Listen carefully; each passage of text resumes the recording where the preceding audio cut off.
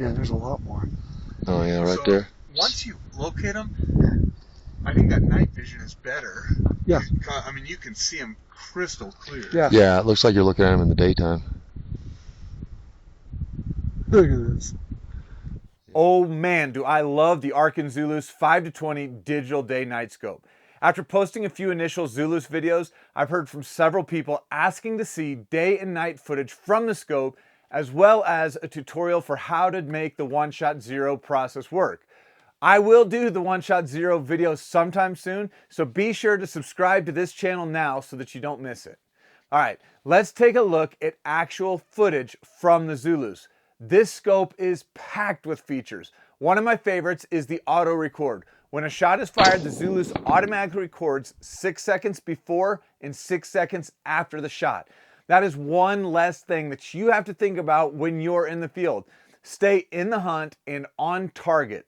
The Zulus has you covered. I just recently returned from a bear hunt in Canada with the man, Josh Greer from Arken Optics. For the hunt itself, we opted to use the Arken SH4J, which is the Japanese glass in the 6-24 by 50 first focal plane scope. We didn't plan to use the Zulus for this hunt, but Josh just happened to have one in his truck. So I decided to mount it to a spotting scope that we brought along, thinking that we might be able to use it as an extra camera. Now I am so glad we did this, as I was able to capture bear footage after dark that I never would have been able to do otherwise. So let's load up the truck and head to Alberta, Canada for a sneak peek at this hunt with Josh and the team from Sherwood Outfitters. After a full day of driving, we hit the Canadian border with Josh's rifle dialed in and ready to work. Our guide Scotty was all smiles and ready to take us to our first blind and bait site when we arrived. It didn't take long for the action to get up close and personal. Bear camp was a huge success with multiple hunters tagging out that week, which made old Scotty pretty happy. Now the Zulu scope wasn't the only piece of gear that performed. The Arken SH4 was money, along with the gear from Stone Glacier, my favorite hunting boots from Loa, the Tacticam 6.0, this slick new tripod scabbard from Warhorse Development by MDT, the Outlier muzzle brake, Scree Gear hard scrabble setup, the super versatile AKET Climax pack and lid, the ultra bright Huntley Gear of the Year winning Coast headlamp, a razor sharp custom Attleboro knife straight from Idaho, and a 2Vets tripod with a compact spotting scope that you will soon hear a lot more about. Now, let's dive into footage from the Arken Zulus and what makes this scope so amazing. We'll start with some daytime footage of a few birds and squirrels that made their way into the bait pile. All right, there's two things I want to point out right here. One is that we're dealing with a digital magnification. It is not like a variable zoom scope where you can kind of slowly zoom in or out. It goes in increments of 2.5x. As you can see here, I punch in again. Those things are related to the digital zoom. So I'm not making a cut and then jumping in or zooming in. You can see that the Arken logo and the timestamp are the same on both. All right, the second thing I want to point out is the timestamp in the bottom right. It is showing December 27th, although it is actually May 29th. I noticed it while I was in the field, and I tried changing it from within the Zulus scope itself. I found it easy to navigate to that section in the Zulus menu under settings. However, I was unable to find a way to save or submit that time and date after making the adjustments. It's either I need to spend more time with the Zulus learning how to operate it, or this is something that Arken will need to address with the software update. Either way, there's a simple workaround solution. Just connect your phone with the Zulus Wi-Fi and the date and time will automatically sync. All right, what you're getting here in this footage is I want you to look at the focus. You can see right now that that squirrel is slightly out of focus. The focus is just beyond that squirrel, but here I kind of tighten it up and you'll notice that all of a sudden you can see it just a little bit more clearly. Now, how fine the focus adjustment is on this scope was one of my big concerns, which I mentioned in the previous unboxing and mounting video. For context, the barrel in this video is at 24 yards and the squirrels are running around both in front of and behind the barrel. The focus is going to be a lot less forgiving at your closer distances than it will be as you start to stretch that distance. The guides at Sherwood Outfitters set you up close to the bait piles. Over the course of 6 days, Josh and I collectively sat 8 different bait sites, and our distances range from 15 to 40 yards. Even with these squirrels running around the bait and in the timber, I found it easy to follow their movements, and the fine focus didn't create any issues for me tracking them as they ran around. Given this particular setup at 24 yards, hunting over bait with the Zulus, I would have preferred a 2.5x minimum zoom over the 5x for a wider field of view. What you're looking at now is the same environment after dark. The flash of light you just saw was me increasing the brightness setting of the IR light. The sensor automatically adjusts in a fraction of a second to find the right contrast balance. With the IR light on, you can see as I scan the environment how it reflects off the different trees and objects. At close range, this is going to be more exaggerated than it would be at 50 yards and beyond. At this point, it is well after dark, but this is where the Zulus absolutely blew my mind. As you can see from the timestamp in the videos, just a few minutes later, I had a bear come in. I heard something approaching, so I quickly turned the device on. It was in daytime mode, so yes, the video is a bit grainy and focus isn't perfect, but this is crazy. It is totally dark out, and the Zulu scope is picking up color and details that you could never see with the naked eye. It's well after dark. This is just the daytime scope. I'm gonna switch to night. That is me whispering in the blind with audio captured on the Zulus. I need to point out I didn't realize when I switched from day to night mode that it would stop recording. When you look at the timestamp, you can see it took me about 25 seconds before I realized that it wasn't recording. Something to keep in mind if you're just using the device as a camera, like I was in this setting. Thankfully, the bear was in pretty much the same spot, so you didn't miss much. After seeing this bear, I grabbed my phone to mark the sighting in the Huntley app. The app works as a digital hunting journal, capturing timestamps, GPS, pictures, video, audio, notes, and more for dozens of species, allowing you to capture the story of the hunt and far more information than just a waypoint on a map like your traditional hunting apps. In the field, I marked this sighting as a single bear, and I was unsure if it was a boar or a sow.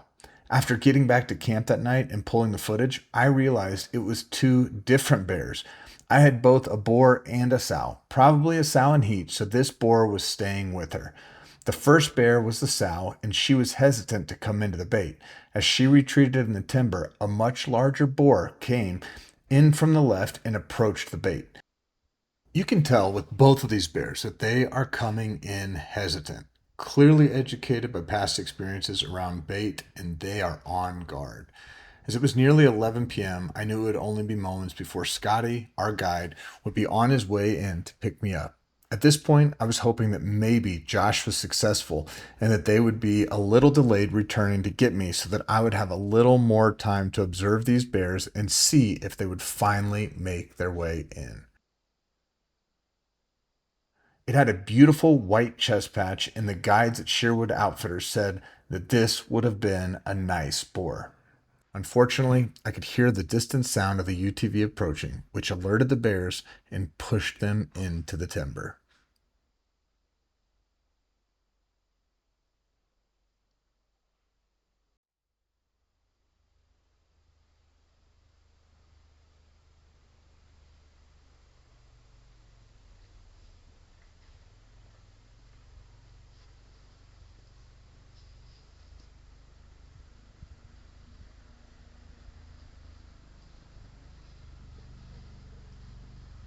After sitting in a different stand the first 4 days, I asked Scotty if it would be a good idea to return to the same stand in hopes the boar would come out a little earlier. So here I am, back in the same spot, and wouldn't you know it, out comes the boar with the white chest patch. At this point, the date and timestamp are correct. After connecting the Zulus to my phone, it is May 30th, right at 10 p.m. And according to my hunt log, I first spotted these bears circling the area at 9:49 p.m. It's now 10 minutes later, and there are only 15 minutes left of legal shooting light. Again, this picture is a little grainy, but light is fading fast, and I am still blown away by the footage this Zulus is capturing. You have to remember, I'm alone in a blind hunting. Operating a camera is secondary, so it's not the best footage. When the bear is sort of in frame, it's probably because I have a bow in my hand in hopes this boar presents a shot opportunity. Right now, he is standing 30 yards from me, which looks like a great shot, but the guides strongly discourage us from taking this type of shot.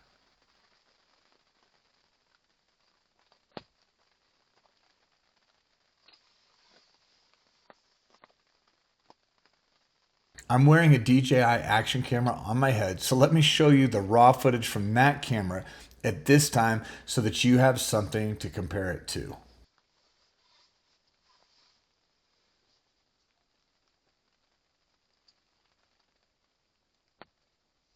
I can see the sow starting to work her way over from the left. You can clearly see rub marks on both sides of her body where the fur has been rubbed out and her hide exposed. That often happens to sows this time of year as a boar will grab a hold of them while breeding, often roughing up their sides and rump. This is clearly visible in this footage captured using the Arken Zulus day and night scope.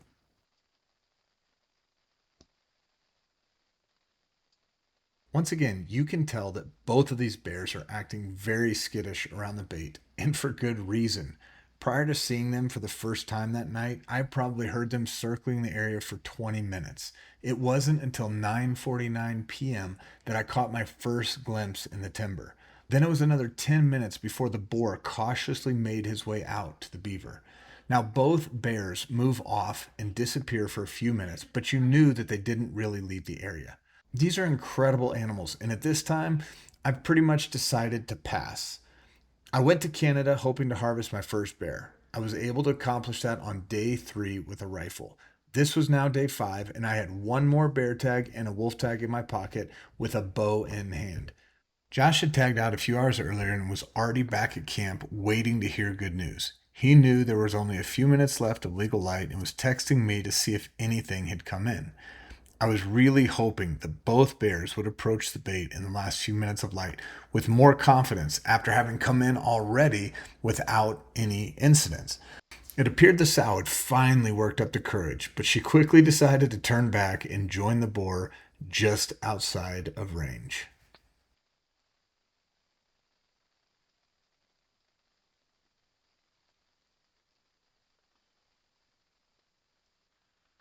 A few minutes later, the boar decided to return, but this time as he approaches the beaver, he uses the tree to shield his body from the blind. Let me remind you, it is after 10 p.m. now and the bears are just visible with the naked eye. Let me jump back to the action cam footage so you can remember what it actually looks like from my perspective. Even if we zoom in and enhance the DJI footage, you can barely see the bear behind this tree as he reaches around to grab the hanging beaver while positioning the tree between his body and the blind. The Arken Zulus makes everything look so much more visible, like you could easily take a shot on this bear. And with a rifle, yes, you could. The Arken SH4 would still be able to gather enough light for an ethical shot, but the pins on my bow sight would be tough to see or make a shot. I had the bow in hand though, knowing it was either now or never, but I wasn't really about to take a shot that I wasn't confident in. So what do you think about this footage captured on the Arken Zulus? Pretty unbelievable, right? Especially when you consider I paid less than $500 for it on Arken's website. Now, right when you think these bears are about to come out to play, the sow spooked and the boar followed her lead. They bolted and that was the last I saw them. Sometime soon, I will release the full hunt video from this trip. But until then, subscribe to the channel, drop your Zulus questions in the comments below, download the Hunt League mobile app to start logging the stories of your hunt, join the Apex Predator League so you can share your predator hunting stories within the app for your shot at the Apex Predator title and prize package. That includes stuff from Arken and some of our other incredible partners. Thanks for watching, and we'll see you inside the Hunt League app here soon.